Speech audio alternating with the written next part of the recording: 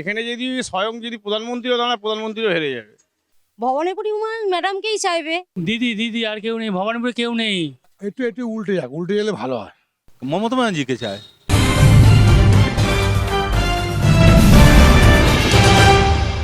একুশের বিধানসভা নির্বাচনের কেন্দ্র ছিল নন্দীগ্রাম। সেখানে মুখ্যমন্ত্রী মমতা বন্দ্যোপাধ্যায়ের বিরুদ্ধে শুভেন্দু অধিকারীর লড়াই। এবারে 26-এর বিধানসভা নির্বাচনের ভরকেন্দ্র ভবানীপুর। এখানে তৃণমূল সুপ্রিমো মমতা বন্দ্যোপাধ্যায় ভার্সেস শুভেন্দু অধিকারী, রাজ্যের বিরোধী দলনেতা শুভেন্দু অধিকারী। ইতিমধ্যেই শুভেন্দু অধিকারী বা বিজেপি তারা বলছে ভবানীপুর এবারে পদ্ম ফুটবে, কিন্তু এসআইআরে যেখানে 50,000 নাম বাদ গিয়েছে, সেই এসআইআর এর পরে কিন্তু বিজেপির যে দাবি সেটা কিন্তু তারা আরো জোরালোভাবে তুলছে। কিন্তু ভবানীপুরের মানুষ কি মনে করছে?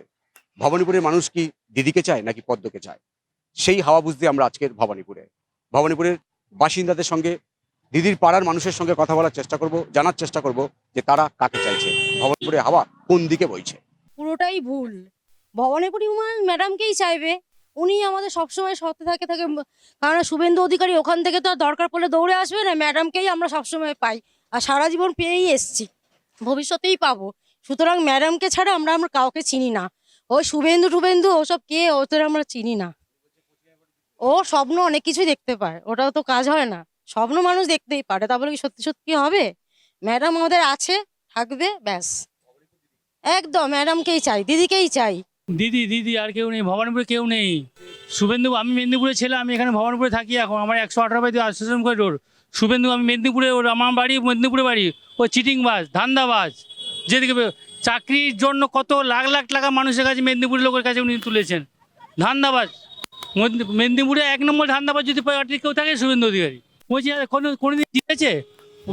নন্দীগ্রামে 25,000 পেরেছেন উনি? চুরি করে হারিয়েছে দিদিকে আমাদের, লোডশেডিং করে হারিয়েছেন উনি। আর উনি এখানে ভবানীপুরে জিতবে? আসুন ভবানীপুরে, জিতুক, তারপর কথা বলবেন। মমতা ব্যানার্জিকে চায়, দিদি চাই। দিদি ছাড়া কেউ নেই এখানে। কে কাজ করেনি? দিদি যা কাজ করেছে ওগুলো বলা মিথ্যা কথা বলা। কন্যাশ্রী, তারপরে বাদ্য ভাতা, লক্ষ্মী ভাণ্ডার, আরও ওই কদিন আগে কিছু গল্প চালু করলো, সব কাজ করে। দিদি করে না? কে বলেছে দিদি? ও মিথ্যা কথা বলে, ও মিথ্যা কথা বলে। ও তো বলেছে, সেটা আমরাও খবরে শুনেছি 25,000। ও বলার কথা বলে, যখন হবে তখন দেখা যাবে। তাহলে দিদির ভাগ্য খারাপ। ভবানীপুর কি চাইবে? দিদি চাইছে। একটু একটু উল্টে যাক, উল্টে গেলে ভালো হয়। উল্টে গেলে একটু সবাই খুশি হয়। উল্টে গেলে একটু সবাই খুশি হয়। হ্যাঁ, উন্নয়ন তো হয়েছে অবশ্য।